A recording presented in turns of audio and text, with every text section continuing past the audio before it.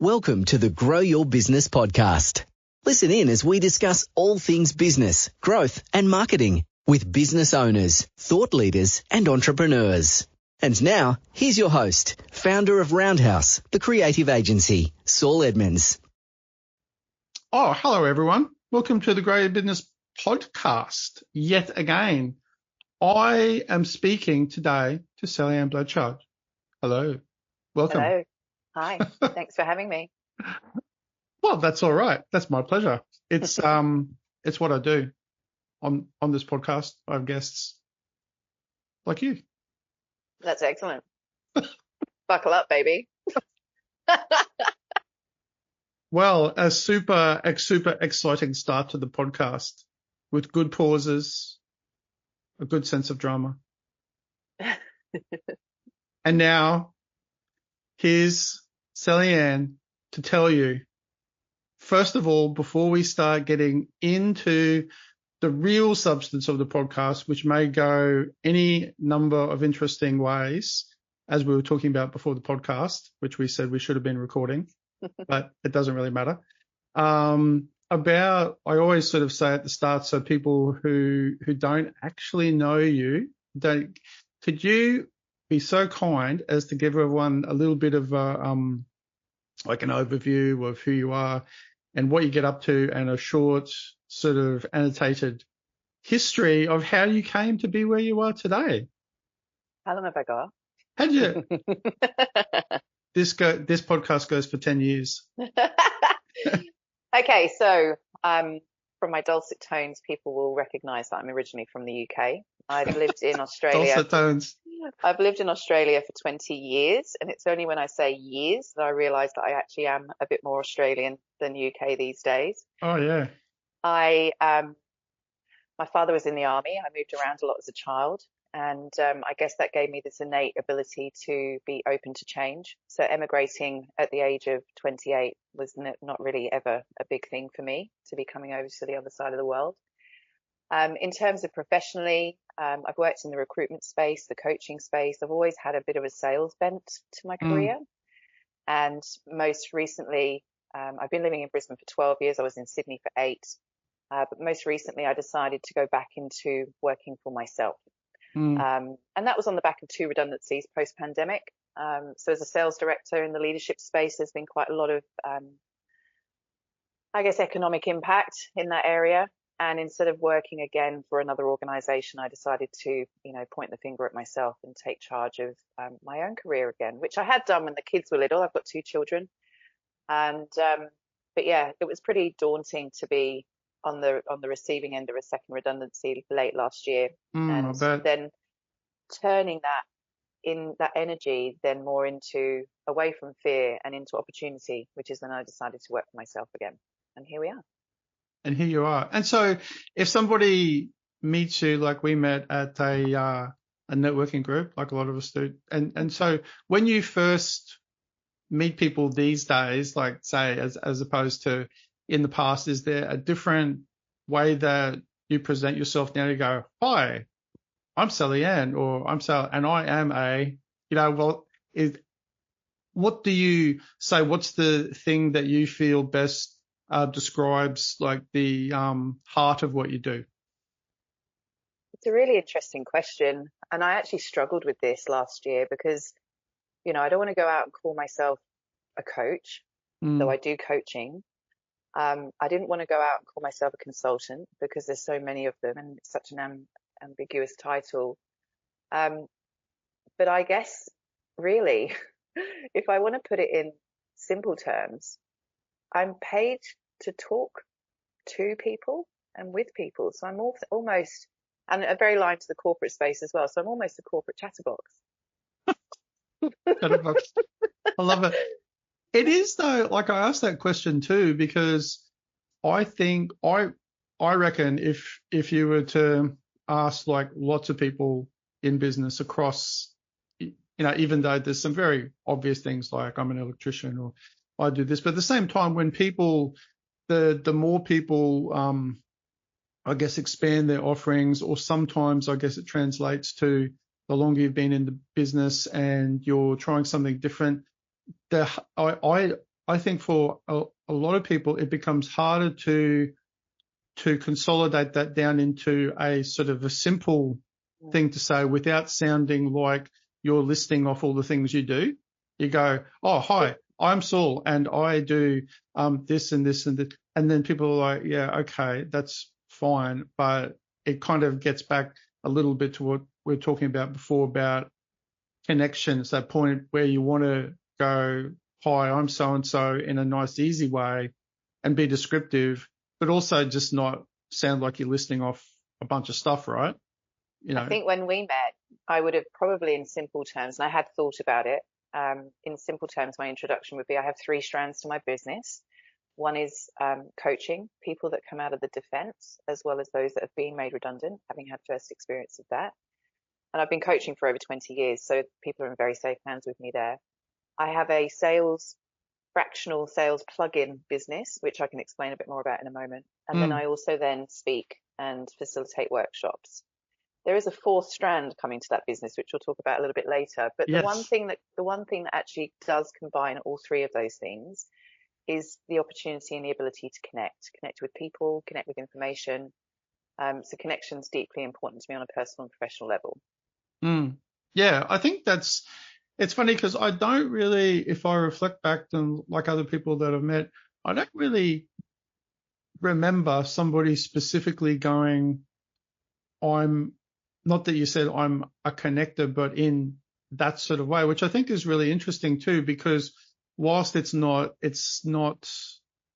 on one hand sort of descriptive of, you know, what people want to hear in terms of like, oh, what do you do? Because that's the usual question. It's like, oh, what do you do? Oh, what do you get up to? Whatever. It still does kind of answer my question at the start better, which is about like what's at the heart of what you do. Yeah, I love that. Yeah, I love that question. Which is in some ways, I don't know whether it's more or less important than the other one, because both are kind of, you know, one's helpful to know because it's like, well, you know, how could you help, you know, someone I know from a practical point of view because you're a coach, but it's like, what's your angle on it? Like, what's your, you know, what's your thing? Because, you know, like in a lot of industries, there's, you know, especially when it comes to consultants, like you were saying before, consultants, coaches, there's like stacks of people that do it, right? You know, and everyone's got, or like a lot of people anyway, they've got their own angle on it. You know, there's sales coaches, there's strategic coaches, blah, blah, blah. But I think that's, even though it sounds a bit amorphous for me, listening to it, it sounds very specific because it's a certain, and it says something very specific about you. What do you think that is? I look at this twofold. We have to look out to our audience. So who am I? What do I do? Depends on where I am and who I'm speaking to. So I have to adapt myself to that audience, right? So if there's nobody interested in career coaching, for example, I wouldn't necessarily bring that up. In the environment that we were in, we were talking with small business owners. So the fractional or plug-in sales director piece was very relevant and it creates a lot of interest. They've heard of it in the finance space, like plug-in CFOs, part-time CFOs. They've heard it a little bit in the marketing space. But how I liken it to a business owner in a story as such is, you know, as businesses scale, they're not necessarily, the owners are not necessarily the best sales directors, but if they're going to hire someone at 70K, they're probably going to get a 70K result. Whereas if they buy blocks of my time, then they will get access to my audience, which is my or should I say my network, which is my career equity that I've been investing heavily in for 20 years. They get access to that network with whatever it is that they're hoping to introduce to that network. So typically I work in the space of leadership, training, you know, they're the kind of products, if you like, that I'm taking to my audience. Now, more importantly, my network, because again, I'm highly regarded in my industry. I have invested a lot of time in being curious and interested in people and their careers. My network are really happy to hear from me. Hey, what are you up to? What are you doing? And more importantly, they know that I'm out there hustling and listening to what's going on in the world. And almost I become an information gatherer for them. So when we catch up for a coffee and I'm talking about maybe the clients I'm representing or just what's going on in the world, they're actually genuinely interested. Now, if that results in me actually presenting a solution to a client, then happy days, because that's the plug-in sales director piece. Yeah, that's right. And where do you, because you've done a fair bit of speaking then too, right?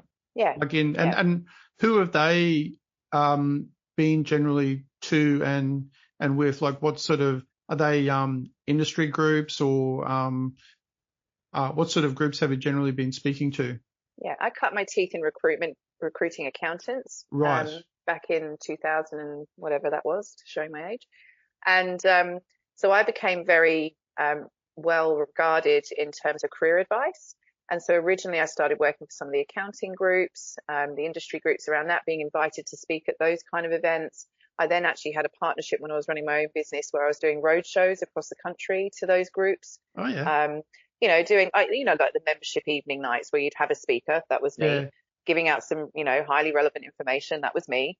And then those individuals, they would obviously, they'd take something away from that event. So I did that for a number of years. Then moving more into the small business piece, because I've set up a couple of businesses. I guess I've been able to support an audience with what activities do they need to do to generate revenue. In my heart, I'm a sales director. You can't take the mongrel recruiter out of me, right? I'm the greedy one that likes to go and hustle for business, but I do it in such a way that probably is a bit more elegant. And so I teach people how to almost generate those revenue activities across. And it's basically monkey see, monkey do, right? It's what I've been doing over all of those years. How can I help other people do that? So I've been doing some of those things, whether it's like a small business roadshow, invited to speak on other podcasts, and also like little networking groups that pop up around, around Brisbane particularly. And I like sharing that message. Generosity is one of my values. And so I like to be able to share what I can. And then often that's a bit of a hook, right? People then go, oh, that was helpful. And then they get in touch with me. So, Yeah, of course. I mean, that's the way of the world, isn't it? It's like, people, it's all give and take. I mean, kind of everything is there's, this and that, like the seesaws, like give and take, but it is important to give. Yeah, one of the things I was really very strategic about, and this is going back to 2008, I set up a coaching business within a recruitment company, and I was very strategic about trying to get media coverage. So I wanted to be featured in various different mediums, whether it was online, blogging, articles. I was fortunate enough to get a couple of TV interviews, a couple of radio interviews. Obviously, podcasts are more on vogue now. But that media authority, if you like, because I became known, I had then my words published. It almost gives you agency to be an expert in that space. And I'm really proud of that.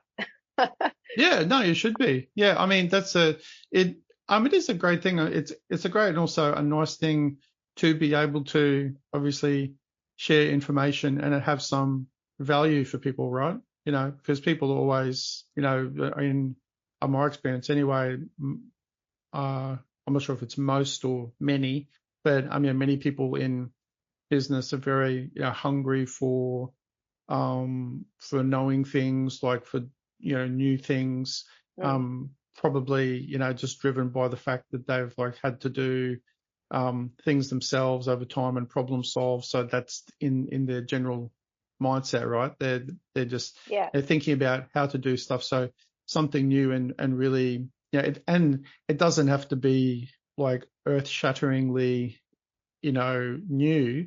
It can just be like really helpful reminders, which I mean, things that I like in our industry that I often do find really helpful, of things that I kind of already know, but I just remind myself of, like some of the best things. It could be just like, how to do something, or you know how to do something, but somebody goes, oh, you could do it like this. It's just like a little bit time saving, or, or just from the philosophical point of view. But how wonderful is it to be able to unlearn some stuff because we're evolving, but also to be able to learn new stuff from people. I mean, this is again another one of my, I guess, values or principles is around curiosity. My dad, bless him, would have said I was really nosy. I'll take it, because I'm actually curious about a lot of things on a professional level.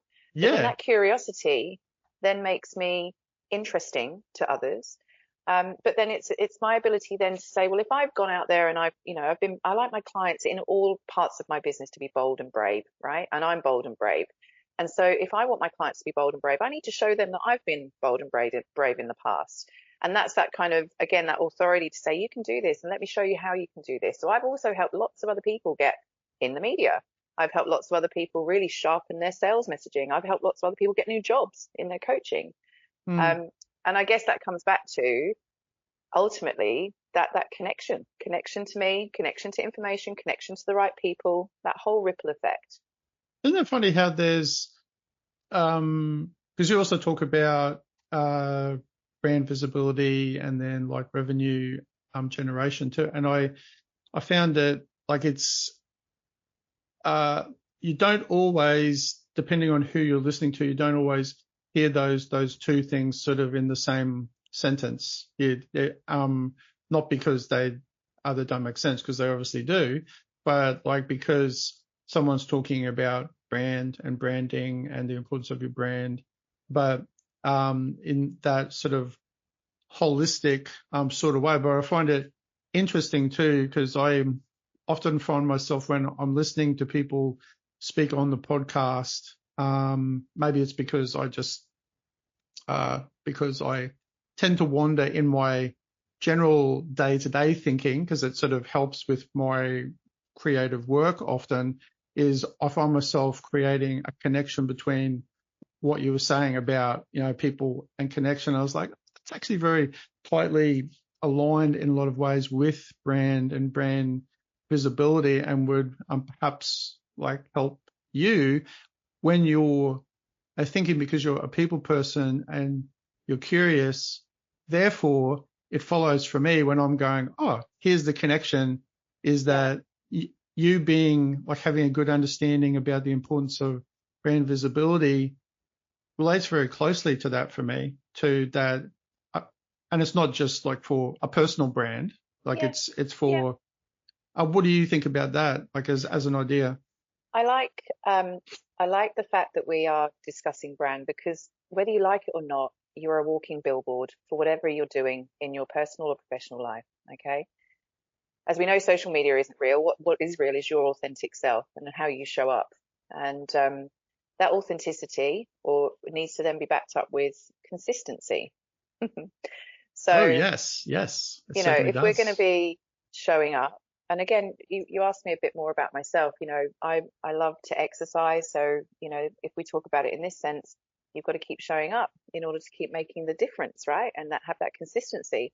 Well, you then need to lift that recipe and apply it into your business habits, or lift that recipe and apply it into your personal life. I don't think you can fake a brand. You just are who you are. You can reinvent it, but again, you'll need to make sure that you're applying that with authenticity and consistency.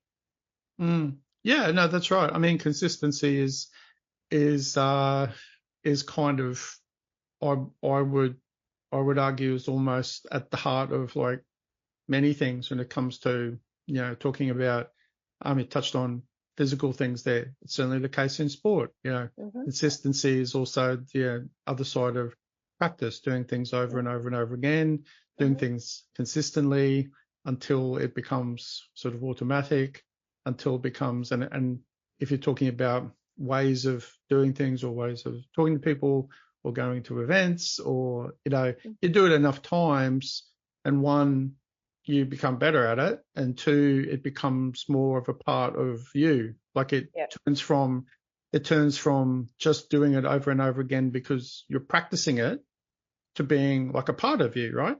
Like it's like habitual. a normal, it's a intrinsic part of you, until such time that you actually forget that you ever like had to start practicing it. Like it becomes so sort of natural. I think that kind of two sides of the same coin, really, like those things. But the key is consistent.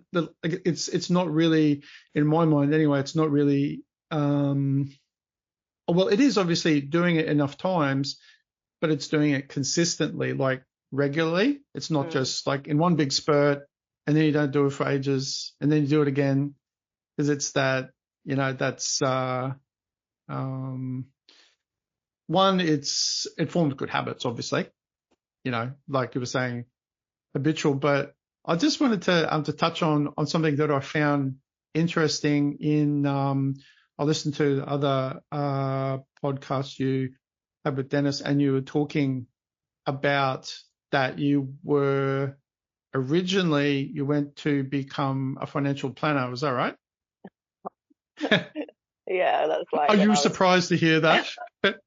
Yes, I'm digging up all your dirty secrets. At 21, I was a mutual company's youngest financial planner. And yeah, I think I probably escaped that industry maybe 3 years later. Yeah. But what that role did give me, because financial planning is all about, now it's all about highly regulated and very heavily driven around compliance. But back in the day, all those years ago, I was in a position where I was meeting people, I was understanding their financial position, I could fact find, I was having conversations about what their aspirations and goals were, and I was basically trying to align that with a financial plan to support those. What came with that, though, was a lot of paperwork, and I'm just really not very good when it comes to admin.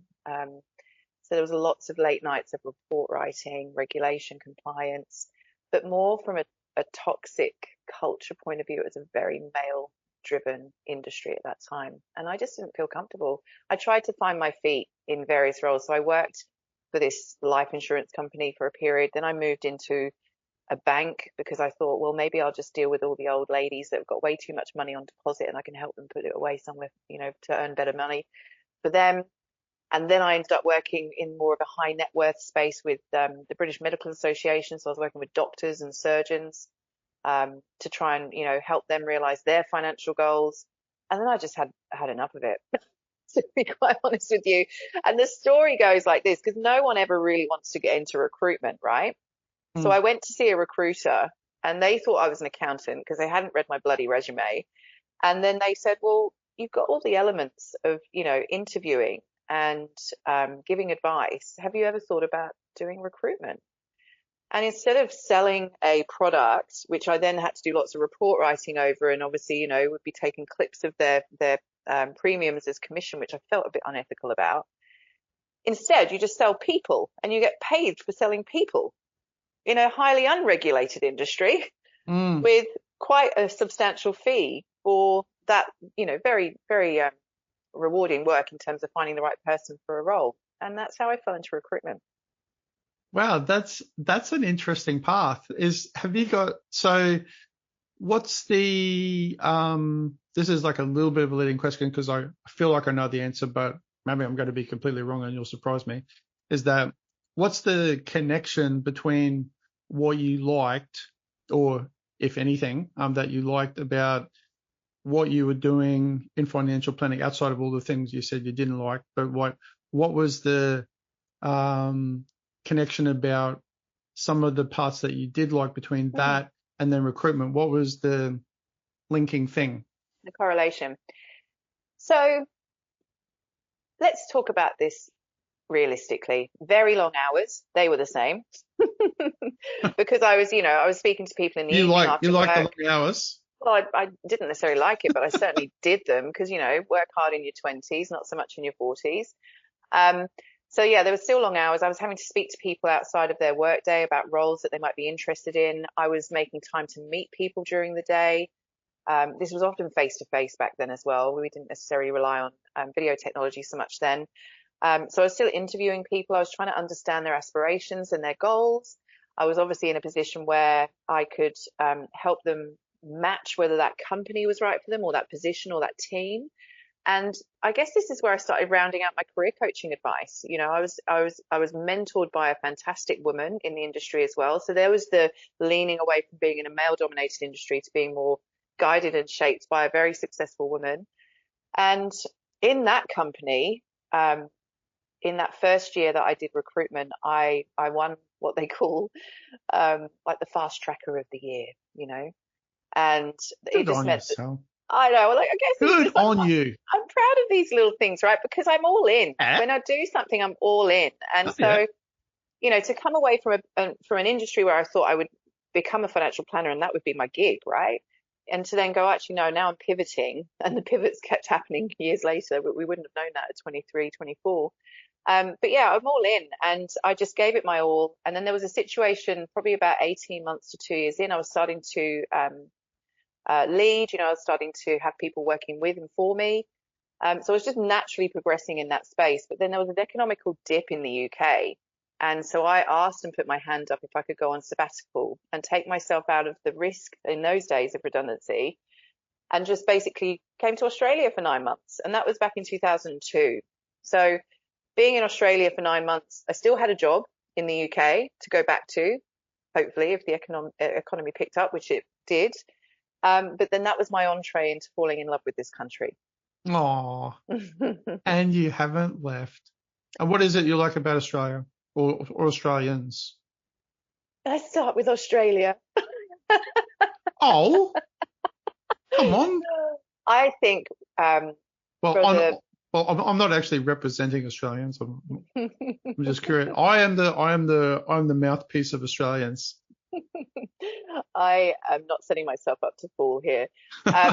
So basically, I think it was just that lightened attitude, obviously, because it's so much warmer and brighter and sunnier. I think people are naturally of that more sunny disposition. Not to be cliche about it, but, the UK can be pretty grey and miserable. And I think that sometimes also aligns with some of the people. But they do also have cracking summers and great festivals. So, I do have fond memories.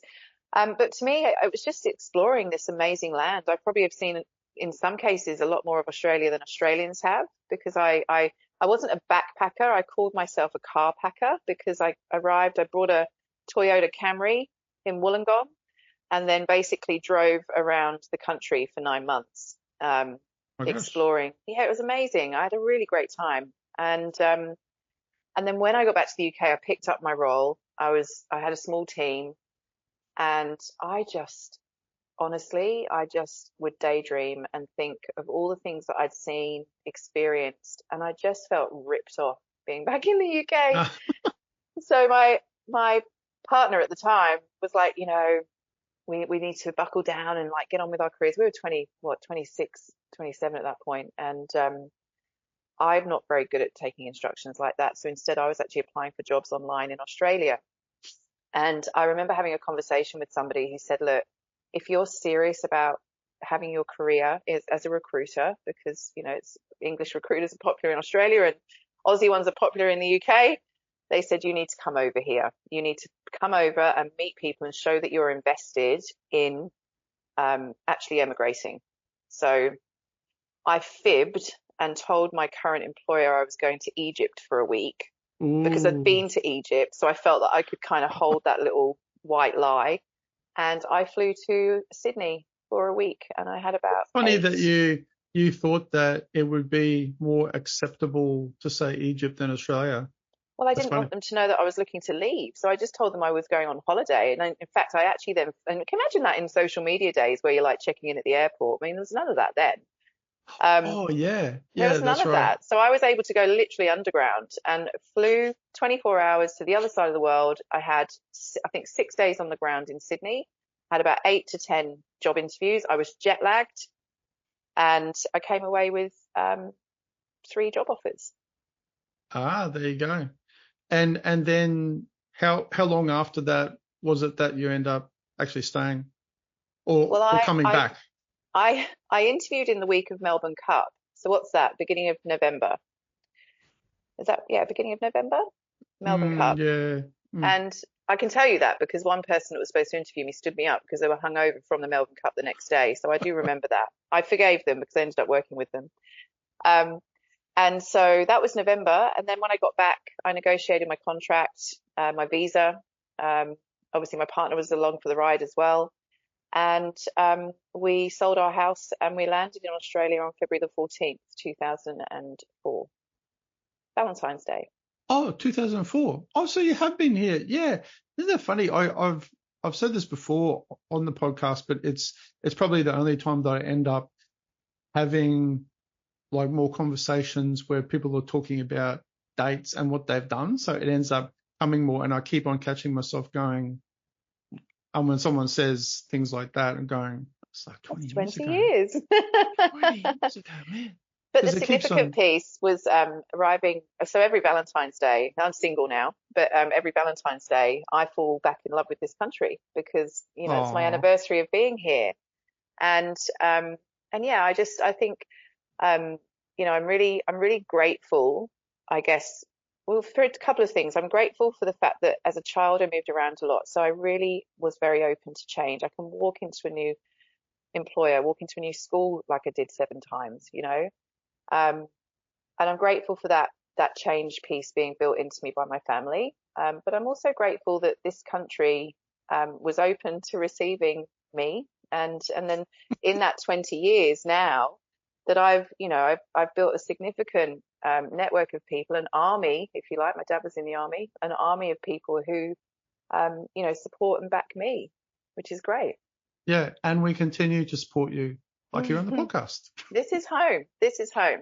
Yeah. Yeah. No, it is. It's a great, I often reflect upon the fact that it's fueled by having good networks and networking groups that where then also you can speak with like new people then too, like you can build, and sort of forge strong relationships with people you already know, but then make new ones, like meeting you, for example. Like we only met once previously, and you're like, I would have been on a podcast, and I was like, well, Sal, I happen to have a podcast, and you were like, great. But that's because we had a connection as well, right? Because we were both curious about what each other did, and right. and we're obviously in the right environment for that too.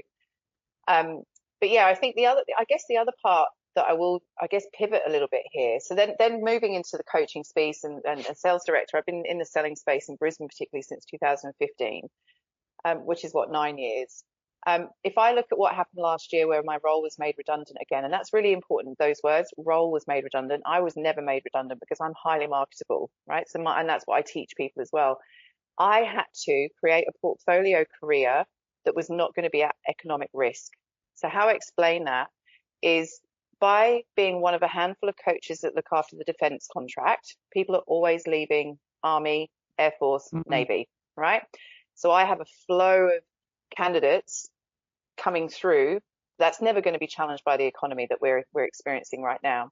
Also, by those being made redundant, I'm coaching them to getting new roles. So when people are made redundant, I'm one of the coaches that they can choose to work with. So though I guess that's like almost like bookends of trying to protect my income. And as I mentioned, I'm single, a solo mum. My children are giants. They're in their teens. So you can imagine they eat me out of house and home when they are with me. And so I needed to protect that level of income that was not going to be economically at risk.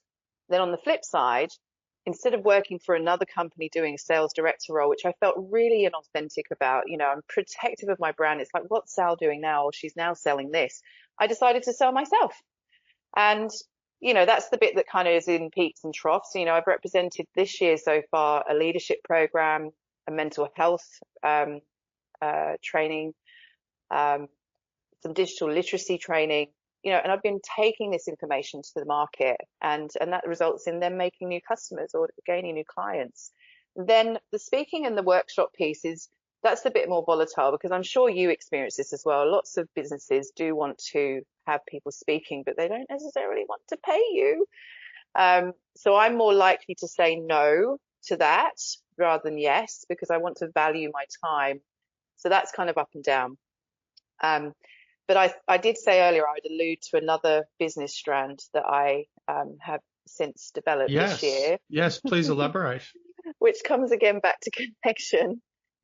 So I'm just about to embark on my training as a funeral celebrant, which when I tell people that, I think their first impression is they put themselves into that space and go, oh, I could never do that. Yeah. But then they say, sad. Oh, yes. And then they say, oh my gosh, you'd be so good at that. Because they can see that obviously as a facilitator, as a speaker, as someone that goes out and presents, I'd be quite capable of hosting and holding space for a family and a bereaved person. And where this came from, it's an unfortunate set of circumstances, but it's one that, again, if we look for the gift that comes out of these things, I lost both my parents within 6 months of each other in 2018. So I've already delivered two of the hardest funerals of my life. And it was only with my best friend losing a family member last year where it kind of got my cogs turning to think, well, when someone passes and if they have a funeral that requires a celebrant, because not everyone does, there's different types of funerals out there. Really, it's like holding a workshop. You have some introductory music. You might well read a poem, and you're holding space for a vast array of people. Obviously, they're very sad. But can I hold that space for people for an hour while they're saying, their goodbyes to a very dear loved one? And well, ask me in about 3 weeks how I'm going with that. I will. I'll put it in my calendar. But that's almost, if you think about it now, with that's amazing. The coaching business, and then also this business, the bit in the middle is what I enjoy doing in terms of connecting people and information to my network. But the reality is I'm actually preserving my income, because people always need coaching and career coaching, and sadly people are always moving off from this earth. Yeah, no, that's right. I mean, once again, the more I'm thinking about it as you're speaking, I'm actually thinking, I'm reflecting, I guess, on, because I've had to speak at, funerals and things, and it's a terribly hard thing to do, and especially when it's someone from your own family. But yes, there's a certain, I guess there's a certain practicality, but also then like you bringing a certain set of skills around already being very good at connecting people. You're very good too, which I, found straight away. It was super obvious to me. You're, very relatable immediately, really super friendly. Very nice to talk to.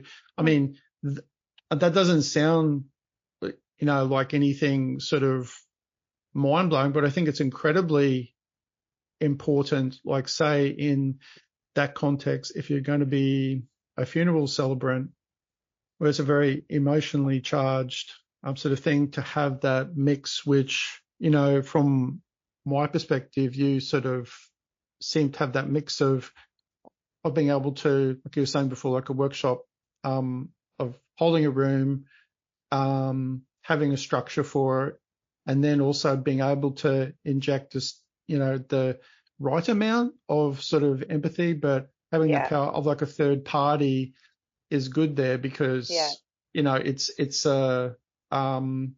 and then I guess too, part of it is weaving in a nice, being able to tell that person's story, which in a weird, it's not that it's like their, if you want to talk about, the connection between brand and story and these things that I'm sort of trying to piece together as we're talking about this actual connection through everything is interesting to me, because I often see patterns in things. That's where I feel one of my core skills, the things that underlie other actual skills that you do every day, is seeing patterns and things, and that flows through to visual things, but also thinking about things too. And I can see these patterns kind of emerging, or that link between these things we're talking about. There's this mix of the good and right in the right situation, because you've got enough skill and practice and consistency, I guess, through doing it over the years, of going this mix of empathy and holding it in a professional, orderly sort of way. And it's fun, and it's... Well, I think, and thank you for the observations from our one interaction many months ago. I'd like to think that You did stay with me, to be honest. I actually did. Thank you. I think there's a warmth. There's a genuine interest in other people. I think what's going to be the challenge for me, and it's really fresh talking about this, right? Because I literally enrolled at the end of June. I took advantage of the end of financial year sale, right? So I've had the idea bubbling around for a little while, but I've actually just now put my money where my mouth is, so to speak. And the difference that's going to be different for me here is I am not going to be able to address this business as a corporate person. I can't go in with all my corporate nature, because that's who I am. That's ultimately who I am. I'm going to have to soften those edges and really think about how I approach this business and this brand with empathy, as you say, and that relatedness. I'm not always going to be that jolly sense of humor person. I'm going to have to hold space differently for different people. But here's the theme. It's about connection. So whether I'm interviewing the family, how do you want this person to be remembered? What do you want to take away on that day? How do you want me to be? What do you want to be most memorable? You know? I So think I'm being doing that interview. curious. Yeah. I think being curious there is then super important, because like you really, really want to, because I'm just as you're talking about, I'm going, oh man, like how would I, that sounds like a really challenging thing. Like if I was to be what you're doing, I would really want to, it'd be uppermost in my mind to understand, like to really get an understanding as much as I can from the family of who this person was, and to be able to tell their story in a way that is really sympathetic, and also, you know, with a you know, in a orderly way too, because you're helping to present this to that audience, and for them to have this nice reflective moment to reflect upon, you know, who they were, right? You know, And you know what? Here's the real thing. Grief is just love. It's loving someone that's passed. And so what you're almost doing in that moment, or what I will have the privilege of doing in that moment, is guiding someone through their grief journey. right, So they're going to yeah, be of terribly course. upset on arrival. They're going to be seeing people they may not Oh have yeah. seen for years. You're bringing people out the woodwork to say goodbye to a certain somebody, you know, all of those things. But then ultimately, in a structured way, whatever that looks like, taking them through to when they then go off, you know, whether they're going off to a club or a pub or whatever that looks like for often the wake. That's when your celebrant sort of leaves you to it, you know. But to be able to hold that space with people will be such a privilege. And I do see again the theme around connection. The connection is to me. And so, you know, for me to deliver, I think I said my father was in the forces, so I delivered a very military funeral for dad. And with mum, who passed then 6 months later, it was a very different experience. She was actually an artist as a hobby. And so we auctioned off all of her artwork to raise money for the British Heart Foundation. She Oh died wow, of that's nice. heart failure. Yeah, it was just different. And it was That's warm, really and it was, you know, it wasn't, I don't mean to to dismiss this feeling, but it wasn't terribly sad. It was actually quite joyful. Now, obviously, I'll be led by a family as to what they want to do. But yeah, so the hard bit for me, which is getting my head around, I've got to obviously do the learning around the etiquette and what that looks like to be a funeral celebrant. But then actually, what's that brand look like? 'Cause it's probably very different to the corporate brand, Sal. Yeah, yeah. I mean, that's, and then that ties back into, you know, to things that you have spoken to people about, you know, where that brand visibility, you know, for yourself then too, like you'll be going through a new brand journey, you know, Yeah, through a new variant, like a variant like Sal V, like 4.5 or whatever it's going to be, you know, like this variant on who you are. It's still you, like it's yeah, still the core you, but you're going, like you seem to be from everything you've said, like you're used to change and you kind of embrace it because you had a lot of practice early on, which has obviously held you in good stead to be able to go. It's no, you know, it's no big deal. Like you just got to sort of pivot and go. I mean, it's not meaning to sound dismissive of how hard change can be, because it's hard, but it's like whether you go hard is bad or hard is like, oh wow, that's interesting, and I'm gonna embrace it, which is like I like that when it comes to the most obvious example for me, which is I've often talked about this with my wife, how when I play sort of squash, because I like playing squash and I always bring it up because I'm a squash nerd and I'm always trying to push squash. Sorry everyone, you know, for all the squash talk, but how things like that in like whatever 30, 45 minutes or an hour is like a little microcosm of life, because it's like a concentrated view of a bunch of stuff that happens all the time. So there's highs and lows, and there's a lot of mental challenges and things are happening very quickly, and then it's over. But because it's in this concentrated form, for me anyway, I often reflect on it because you go, oh, what did I do right and wrong? And it's easy because it's in this little concentrated form. But I've often gone, oh, that's just like, it's like the patterns thing again, is I've gone, oh, that's just like when I've had this challenge. And then somehow I've been able to resolve it easier, or it's been highlighted more in this concentrated form. And it's helped me actually in when I think about it, because I've just been thinking about it in terms of the game, like, or that person I'm playing against.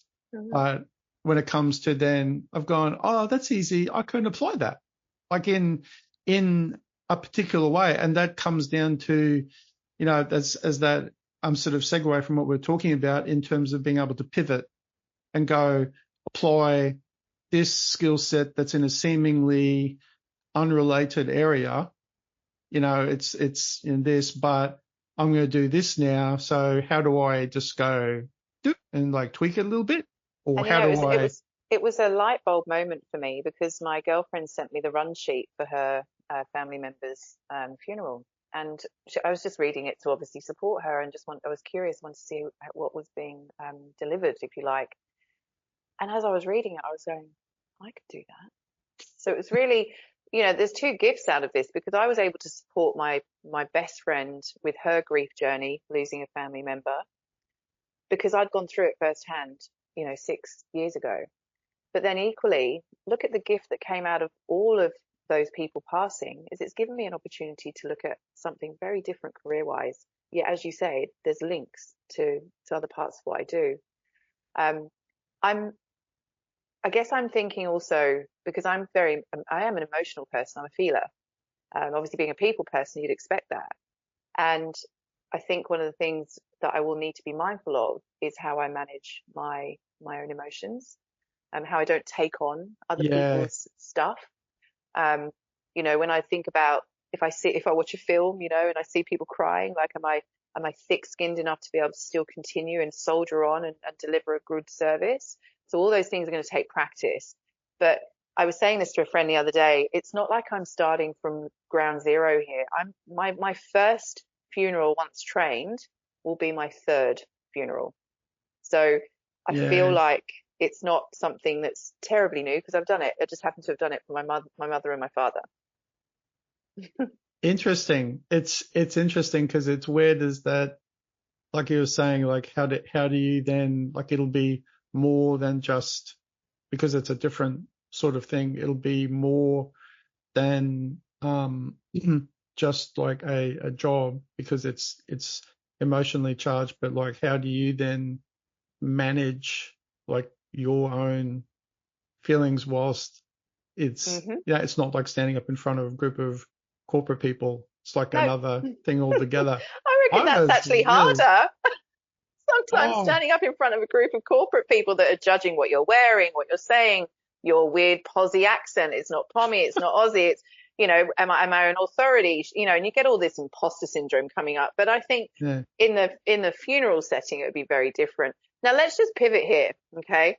Let's just forget the sympathetic side of it for a moment. Now the sales director in me is like, okay, so how do I get my clients? Who do I need to be talking with? And now I'm lifting up the recipe for all of the other sales coaching that I do to then bring that into my space. Okay, so what's your rev gen model for the funeral industry? I do have a plan, and it does involve partnering. I think there's a lot of partnering that you need to be doing because obviously there's a lot of facilities that are open to people that are about to depart. It just feels so clinical talking about it like this, Saul. Yeah, seriously. it is, but like you can't. I'm like if you know because I'm as you're saying, I was like, wow, that's quite a challenge because you've got this. But really interesting. Like I was like, oh wow, that'd be so hard, and it would be. I mean, that's not me, but when I'm thinking about it, I'm like, yeah, you're going to have that point where people, it's like when people come to you, like your potential client, they aren't in any particular mindset about business, I have to find, Mm-hmm. a supplier for this, Yeah. job. It's all It's going emotional. to be So relationships. It's definitely going to be it's, relationships. And I think the other factor to this as well, if you come back to Sal's business model, we've got the coaching that happens. And on the other side of this bookmark, we've then got people that, die every day. The reality is from an operating week point of view, I can reserve, say, Tuesdays and Thursdays for funerals. I can still free up my weekend to spend with my children when I do. So there's almost, there's that protection piece as well, because I could deliver 2 or 3 funerals in a day. There's definitely space for that. And then from a revenue perspective, they obviously pay a fee for that celebrant to do it. Now you're doing pre-work similarly to all the other stuff I've done in my career. You're doing a fact find, you're finding out what you need to do, you're presenting and preparing a run sheet, if you like, of what the day will look like. You're getting that signed off by the family, you're delivering it, and then hopefully you're saying, how did I go? And how are you now? And did that go to your plan? And then there you are, you're off again, doing it again. So I'm excited to see where this is going to take me. And having now said it out loud to you, I now feel like I'm like, and to the world. and to the world. Remember, it's not like social media where only you and I are talking. Mm-hmm. Remember? Yeah. No, I'm happy with that. I've been talking about it to my friends a lot, and I have actually recently sent a couple of messages. I took a picture of my enrollment screen and I sent it to a couple of people, and they're like, yes, she's doing it. Good stuff. So yeah, I've got a good crowd of people cheering me on. I know. And the other thing is as well, right? So we think about how many coaches and consultants in the leadership space there are, right? And hopefully, I'm one of those good ones out there too. But how many funeral celebrants do you know? Well, now you know one. Now you know one. Yeah, I know a Buddhist marriage celebrant. And I think and I knew one other marriage celebrant, but I don't know any funerals. Like I obviously know there have been, because I went to one where there was like somebody, there was like a huge funeral, biggest funeral I've ever been to. A lady that was in that I knew, she was an architect, and she had an amazing funeral, and was like, so couldn't believe how many people were there. It was incredible. And they had family speaking too, but they had a sort of it appeared anyway like a proper celebrant who was facilitator. Yeah, it was like the what do you call it at speaking events, like the person who facilitates MC. MC. It was like the MC of the master of ceremonies. Master of ceremonies. Have you been master of ceremony before, or have you just been speaker? I have been an MC once. I was in New Zealand. This is what I was saying. I haven't seen you because I've been running around the country and over to New Zealand. I went to a friend's wedding recently in New Zealand, and she did ask me to get involved, and I said, I just really want to celebrate you. I don't want the responsibility of doing anything like that, but I did do a reading of a poem during her ceremony, so that was a privilege again. And everybody at the end was saying how beautiful it was, not only I guess to be delivering that for a friend, but and do you know what, it wasn't exactly a short piece. This was like an A4 piece of paper long poem. I was like, you really did set me up here. What, in like 8-point type? There was a lot of words. And anyway, fortunately, I'd only had one glass of bubbles by that point, because had it been back at the ceremony, it was all, there was nothing going to be happening after that. The page would have started to get a little bit blurry. But have you thought of, or have you done, or have you thought of writing? Like in any sort of writing? Are you that sort of person? Like who? I do. Yeah, I do. I don't know why I said that, but I just had a little feeling. No, don't worry. I don't know anything secret about you regarding that. But I did have a little bit of a sense that you'd probably be like a good writer, that you've got that in you, like as a. So we said we were going to take this down various twists and turns. You're definitely going down a twist now, right? So okay. My writing from a career and corporate point of view has always been supported by a journalist, because I've been the content and they've then created the article. So that's been, over many years, many pieces featured. But that's obviously very career related or business related. From a personal perspective, I like to write personally, and we will refer probably more to it as journaling. And I've been writing in journals for, I'd say probably close to 10 years. And I specifically do this around the full moon because if we Oh, look at it, yes. if we look at it in a goal setting point of view, it's a once a month exercise. I look at what my month has achieved. I look back and reflect, but then I also look at what I want to happen in the following month. So that's what I do on a monthly basis.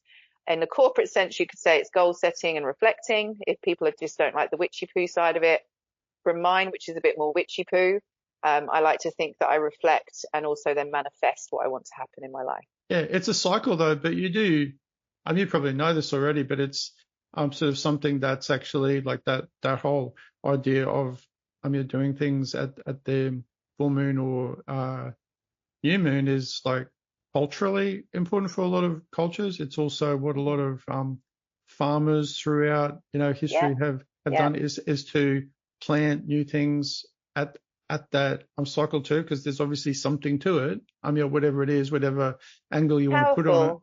there's Yeah, good the yeah. right energy or whatever cycle. But it's also just a helpful, just on the intellectual side, it's helpful to have that time frame to go, you're doing this and you're planning for this. I mean, that's just helpful too. What I would Yeah. say on that is having gone through my own grief journey 6 years ago, I was in a pretty dark space for a while there. And, Mm. to lose both your parents in the same year, it was just, I had no words and I had to take a career break and I really had to dig deep to start moving through that grief journey. And even months after, years after, I still wouldn't have been able to talk like this without probably having my bottom lip wobble and my throat thicken. But it gets easier, right? I mean, it's Yeah. also acknowledging that grief is just love. But the reason I reference the darkness is I'd have these rituals where, you know, I'd go and watch the sunrise because I'd see a new day. I'm, seeing another new day, a beautiful ball of energy coming out of the ocean. I live on the north side of Brisbane, so I often watch it coming out of the ocean. And then on the flip side of that, I also see the full moon, which is, even though as dark as it gets, there's still a big ball of light in the sky. Mm. And that's also supported me. I said to people last year, when I was had my role made redundant again, I was just like, oh, here I am again. What am I going to do now? What am I going to do when I grow up? And my rituals still saved me. So I would still get up. I'd go and watch the sunrise. Where you're a cult squash player, I'm a cult CrossFitter. And so I'd go to the gym, I'd be amongst my people would change my mood, they'd lift me energetically, I'd keep showing up at the gym. I might go and watch the sunrise after the gym, depending on what time of the year it was.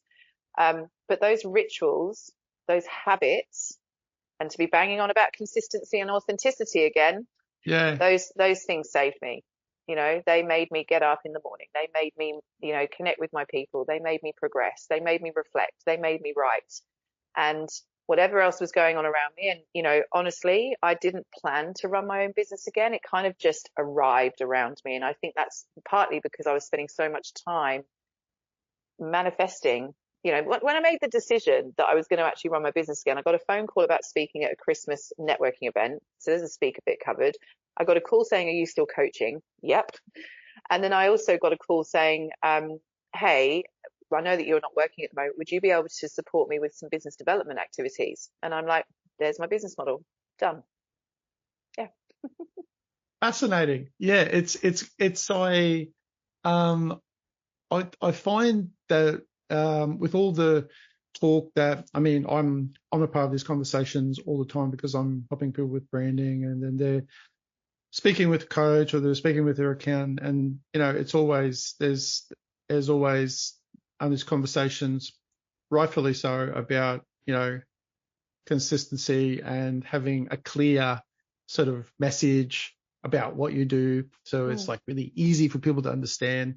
But then there's like certain things like what you're speaking about with your journey, where some of that is still all applies, but then there's a whole heap of things that don't apply, and you're actually good at a bunch of different things. But like it's become, to me anyway, hopefully people listening to it's become like more apparent that there's the underlying skills that are the actual consistent thing. And you were saying at the start too, and I think it's quite true in your case, that is like that connection sort of piece. Like that seems to be like the glue between all those things. Yeah. Like that's the And cool, that's the standout thing. So then saying now, all this way into the podcast at the start going, before we started, I think you said something like, I'm a connector or sort of, something like that. What did you say? It was like I'm corporate chatterbox. coffee chatterbox. That's right. Corporate chatterbox in one arm. But no, I'm a connector of people, Yeah. of information, but also that connection. Creating connections and Yeah. that can have the potential to the person hearing for the first time to go, what does that mean? Like, what does that mean? Are you Yeah. a professional? But now we know, like people who've been listening to this podcast, that makes a lot of sense.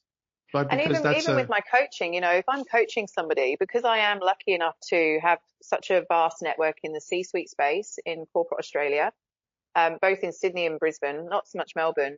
But if I'm working with somebody, I'm really in a position not only where I can shape their career coaching journey, but I can also actually plug them into, I can say to HR manager of a company, hey, this person's expressed an interest in working with you. Would you take a look at their resume? And I just connect them. Now, what I will say is there's not many coaches out there that also have that capability, but that capability comes because I've been selling to that audience for 20 years. Yeah. There's all the other stuff that to the person first meeting you, or who doesn't know that, who isn't aware that you've got this other. So now that we've covered that you have a range of different skills. You're starting something very interesting new, and you've got a secret desire to be an author. No, just kidding. But I think like that sort of stuff too, for me, that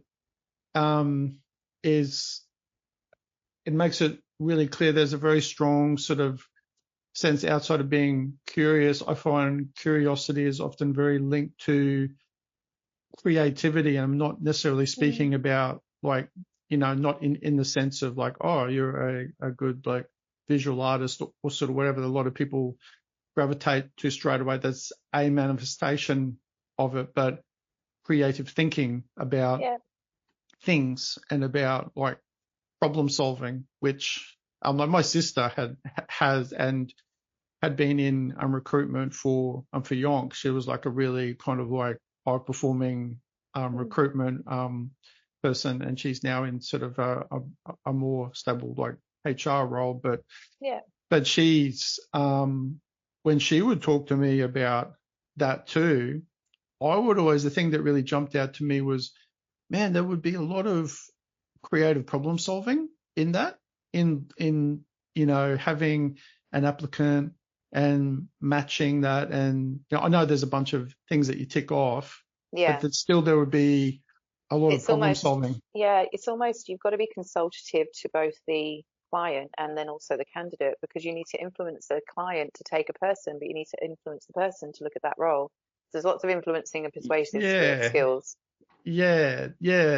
No, that's interesting. And that just gets back to then, I guess a willingness and then curiosity, because curiosity is also then linked to having just a willingness to do it, which is, to me, like is a bit of a foundational thing for stuff generally, to be willing to go to either like jump forward like you're doing now, but it's also linked to curiosity to like, oh, I wonder if like, It's interesting you talk about the creative angle from a problem solving point of view, because, yes, I'm creative in terms of, as a mum with my kids, playful and painting and all of those sort of things, the true creative word. But if you were to ask people, and I coach my clients on this, is how would other people describe you? The creativity piece for me would be around ideation. I don't like saying innovation now. I think it's really overdone, but that ideation, how to approach things differently, how to maybe come up with a different way of doing something. I've been heavily involved in there's an innovation group actually in the Moreton Bay region. I've been heavily involved in that in the last couple of months, because I love just being around these people that vibrate differently, because they've got all these ideas. It can feel a little bit stale sometimes in the corporate space that has structure and rigor, and whereas in the startup and scale up land, it's a lot more exciting, as I know well, you know. Yeah. I mean, like story of my life, is that like sometimes it's very tiring because there's a lot of, especially some days when there's a lot of ideas that you're, thinking of but the thing about that whole piece too is that I feel to do it really well, you have to be, whilst you might not necessarily like the failing part of it, but you really honestly, you have to be completely okay to a degree with failing consistently on little points, because that's the only way you get to like the actual point that is the good one, or the next step to go to the next step is you've got to be okay with going, putting ideas out there that are in the mix. Some are good, some are bad. All initially are neither. All are out It's there. almost like there's iterations, isn't there, of your life, and iterations of both you personally and professionally. And it's those it's those versions of yourself that are one, you again, that authenticity piece. There might be vulnerability if you're going through a bit of a bad time, sad time. It's the people that you have around you. They're also part of your brand. They say there's statements for you in terms of propping you up during, times where you might need some support. And that's both, again, professionally as well. If you need to reach out to someone and say, hey, I need your help, I'm looking for work, then who are you reaching out to? If you're not showing up into places, then your network is going to actually be quite small. You talk about the writing. You just reminded me one article that I regurgitate probably every year because I'm reminded about it in some shape or form is I wrote an article on LinkedIn called the +1 philosophy. And it was because I knew that people had this nervousness. This is even pre-pandemic. I think I probably penned this back in like 2011, 12. And it's almost saying, if you and I agree that you're going to go to this event, I'm going to actually come with you because I'm being your +1. Okay. I'm more likely to show up because I don't want to let you down. I'm more likely to show up because I feel like there's safety in numbers, and I'm just generally more likely to show up. So this +1 philosophy, I share this article again on LinkedIn every now and again, just to remind people, and particularly now, I don't know about you, Saul, but post-pandemic, people have forgotten how to show up at events in real life, and so now if we're in a position to show up and actually create our network, and that could also be trying a new sport, we can lift this to other things. Like, I just had one of my friends join CrossFit with me, and I've shown up for her on her class time so that she's enjoying it, and we're having that, camaraderie and competitiveness to it. But that could also be a work event, right? So the +1 is about having your tribe, as people refer to it as their tribe, their people of supporters, because at some point, excuse the potty mouth, when the shit hits the fan, you need to draw on people's strength. And if you don't have 100%. those networks and support groups around you, that's a very lonely, isolating space to be in. It's actually, I'm funny you should say that, because that's one of the key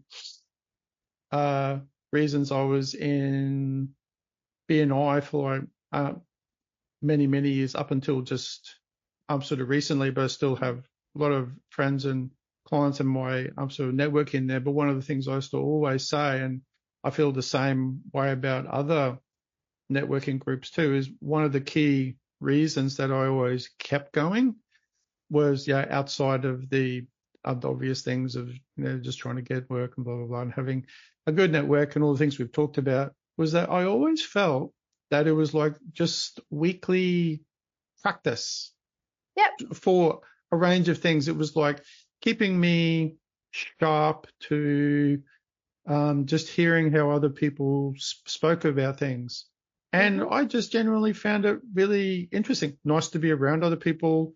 You get to like see how other people speak about their own business, and you pick things up. It was like weekly consistent practice that when I used to think about it, and I still feel this way, I always felt like this is kind of the only time in my day or life where I get to experience this, where you're actually seeing a bunch of people at a glance stand up and, put themselves out there. Like they're being, they're putting themselves, they're sharing stuff, they're like trying, and you're feeling like that kind of, energy too, but you're also going, oh, that's interesting that they said that, or that's like me. And then it always still makes me feel the easiest way to say it is I would always feel comforted by it. Like I'm not the only one. But it's very isolating. Often in the business. corporate space, I'm always hunting out events that I can go to, whether they're breakfast or evening events or whatever, because I'm not necessarily always interested in the speaker. I'm interested in the people that are going and what's that crowd drawing. On the small business front, like the events that you and I met, and it's also the structure. Like you're actually interested in the way they host those events as well. And you're right, you're meeting different people. Like I said, being involved with this group in the Innovate region up here, there's some amazing people that have some fabulous ideas. You're hanging out with them, you're learning with them. Like I say, I just think I have a game of two halves here. I've got this sort of corporate structured like speaker event type thing where I might go along, and then I've got these more intimate gatherings where you're able to converse more. They might be a lot smaller, but you certainly get a bit more airtime with people. It's quite energizing though, really, isn't it? Definitely, I always find, and I mean, it's kind of the same in like probably a more intense way doing the podcast too, because this is the only time that I ever have, like in my life that I can really think of, where I have such long conversations that cover a bunch of stuff. And I find that really interesting. And I don't think at the very beginning I quite thought about it like that, but I very quickly was like, oh, I never do that anywhere else. Like you might have a long, 10 minutes, maybe like half an hour, a bit longer, but even those conversations they're not as sort of specific. And so I find that interesting because it's just, it's just in the mix it's fun. And it's also, for me, from my own perspective, it's very educational because I get like this really interesting, wide perspective. And it's a sharp reminder of kind of how, not that I generally need to be reminded because I find people pretty interesting, but it's a reminder that like people have like pretty interesting stories. And like almost everybody does. It's always really different and really unique, and it's worth sort of sharing, really. And that's kind of why we're here. But isn't it interesting? Like these conversations might well be reserved for a friend when you're going for a walk or something like that. That's when you're investing that time into how are you and how are you? Let me tell you what's going on in my life. Let me tell you what's going on in my life. And even now, the way that we are, I think we can be quite transactional. And I think this comes back to the whole point around connection as well. It's you can tell those people at those networking events, right, when they're a bit more transactional. They're not really invested in your story. They're waiting to talk rather than listen. And so I'm a good judge of character, so I tend to sort of move along from those people. But instead of being transactional and in passing, hey, how are you? Actually, how are you? And be really invested in that individual for that period of time. So that's having more connection again with them. There's that word. Yeah, exactly right. Yeah. So as we're sort of on the tail end of the podcast, I said at the start that I would ask you, which I'm just about to. I'm getting it.